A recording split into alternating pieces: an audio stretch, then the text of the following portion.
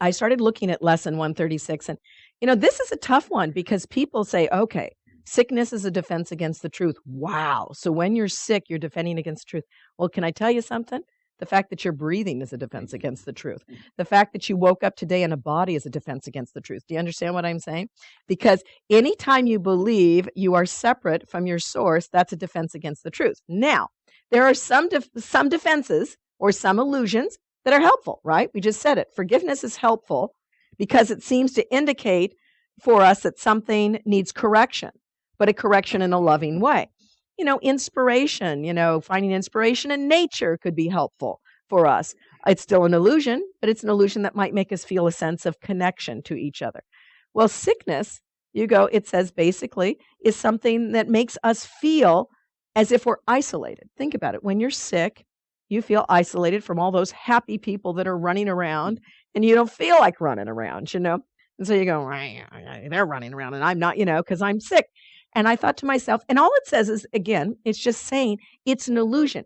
You make the choice, and we don't know how this works, but the Course even says this. We've made a choice to think that we could allow a thought to enter the mind of the Son of God, that he could be separate from his source. We could be separate from our source.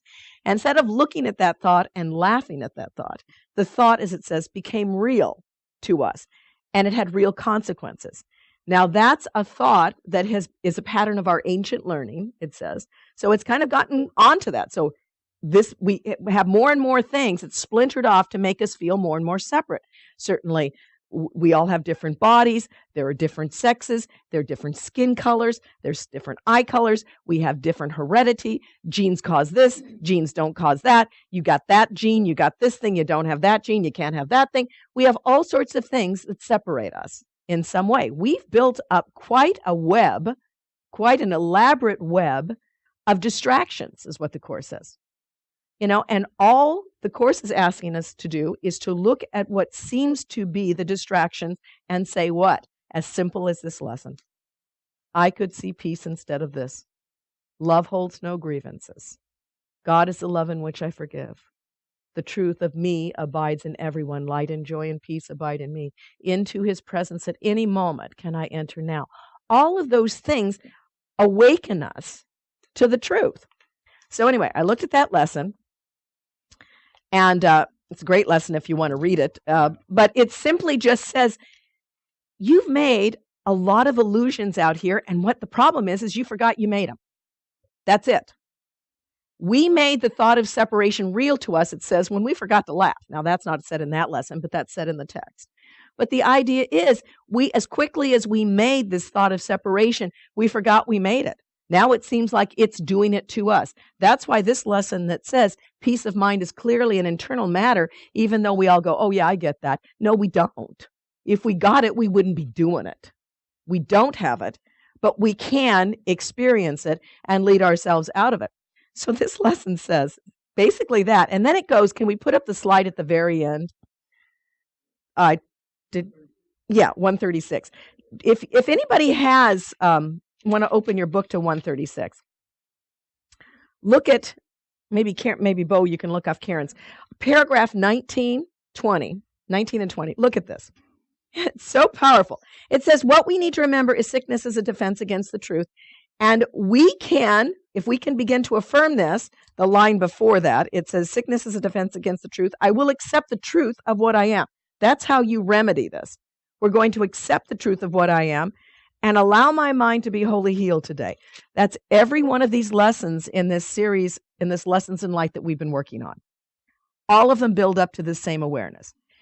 I will accept the truth of what I am and let my mind be wholly healed today. Now go to paragraph 19. It says, yet this protection of your mind, knowing your oneness, this protection needs to be preserved by careful watching. And here's what it says. If you let your mind harbor attack thoughts, yield to judgment, or make plans against uncertainty to come, you have again misplaced yourself and made a body identification which will attack the body, make you feel you are a part of this form. For the mind now is sick. It feels separate. Did you get all that? 3 things. Harboring attack thoughts. We do that daily. Yield to judgment.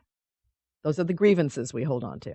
And if we live in the future, make plans against uncertainties yet to come, live in the future, afraid of what's going to happen, what we have done is misplaced ourselves. We don't know who we are at that point. We've lost our reality because we're living in the future. We're not feeling that one-mindedness because we're harboring attack thoughts and yielding to judgment. And the moment we attack, who's vulnerable? The moment you attack, who's vulnerable? We are. Because the only reason we attack is because we feel vulnerable. And so when people attack you, they are feeling vulnerable. Why? When you go into nature, they say, don't mess with the animals. Why is that? Because then they feel vulnerable. If you don't mess with the animals, they're fine. If a rattlesnake goes by and you don't mess with them, they're not going to mess with you. Most animals aren't going to mess with you if you're not messing with them. But when we start to mess with nature, that's when things begin to happen. So what it's saying is, you don't need to poke the bear, Don't yield, don't harbor attack thoughts. Then we get it. Yield to judgments. But if we sit there, judge ourselves, which are so easy, they almost happen automatically. Have you noticed that? Just like Michael in Georgia, who is such an incredible, wonderful course student, sends me great thoughts all the time. He goes, I didn't do my lessons, so I thought God was displeased with me. And he says, I know that's insane, but that just pops in my mind. Do you have any of those that just pop into your mind? And especially when you get into when you're sick or debilitated, those things pop into your mind. Those are the yield to judgments that are so automatic. We have to stop making those so automatic. When they happen, whoa, what's going on here? I could see peace instead of this. Anything. Grievances, a love holds no grievances. Anything you can do to stop that thought, become aware of it, then it doesn't have the power over you. That's all mindfulness training is. Mindfulness training is to look at the things that are causing you to be distracted from this moment and not to push against them, but to simply honor them and bring your attention back to this moment. That's all meditation is about, is not getting mad at yourself because you can't keep your mind centered, but say, okay, I was just off down there a week from now, or in a moment when I'm done with my meditation, I got to put the laundry in the dryer. It's bringing your mind back to this moment in this place right here, right now. Mindfulness is when you're doing your dishes, do your dishes. Don't do the laundry and think about what's going to happen tomorrow and all these other things. When you're listening to someone, listen to someone. But it's a practice because we're so used to these knee-jerk reactions. We just, run off here, do that. Don't pay attention. We think we should be, and we found too, what is this thing that was big probably about 20 years ago? Multitasking. I think I'm going to say 20. Does that sound about right? Is that too far? But when that was really big, we got to learn how to multitask. What are they finding now in all the research they do? No one can multitask. Do you know that? You cannot do more than one task at a time, and it takes your brain about 20 minutes to get reassociated when you go off and do something else. They were saying they did this study with people who drive and talk on the phone and do business stuff while they're driving. 60 Minutes did a great episode on that where they showed that people who are driving and think that they can drive and talk on the phone and make business decisions and, handle all this stuff, that their reaction times are greatly limited. They're making terrible choices on the road. So we're not good at multitasking. We are not good at doing that. And that's why we should practice being present, doing whatever it is we're doing. If we're driving, drive. Have you ever gotten somewhere and said, I don't even know how I got here? I just got here. Like on automatic. That's a dangerous thing, that we're driving and not aware of what we're doing.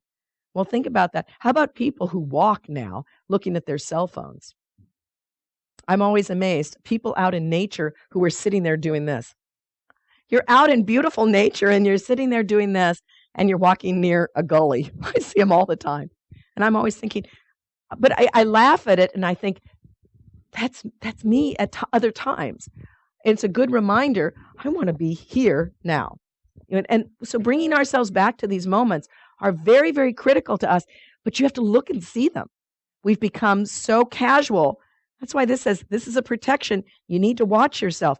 If your mind is harboring attack thoughts, if you're yielding to judgments, if you're living in the future, you've made a bodily identification and you've attacked your reality, and the mind is sick because the mind is separated from what its true function is.